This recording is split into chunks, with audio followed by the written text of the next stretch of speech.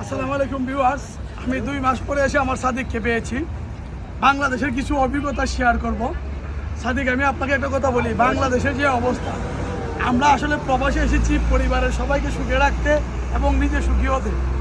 আমি নতুন একটা অভিজ্ঞতা নিয়ে আসলাম বাংলাদেশ থেকে। আপনি যদি কিছু অর্থ সম্পদশালী মানুষ হন, তাহলে আপনার সমাজের কিছু মানুষ আপনার অর্থনীতি শত্রু হয়ে যাবে।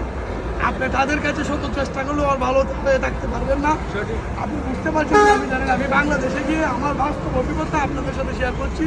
সাদিককে পেয়েছি, আমি সাদিককে বলছি, আমরা প্রবাসী এসেছি কিছু অর্থ সম্পদগুলো হতে, কিন্তু দেখলাম আমাদের প্রিয়জনরা, যারা আমাদের খুব কাছের মানুষ, যাদেরকে আপন ভাবতাম, তারাই আমাদের দুশ্মন হয়ে বসে আছে। তার মানে আমি বুঝতে পারছি, আপনার যদি কোনো না কোনোভাবে অর্থ সম্পদ হয়ে যায়, তাহলে আপনার সমাজে আপনার শত্রু এবং দুশ্মন বেড়ে যাবে।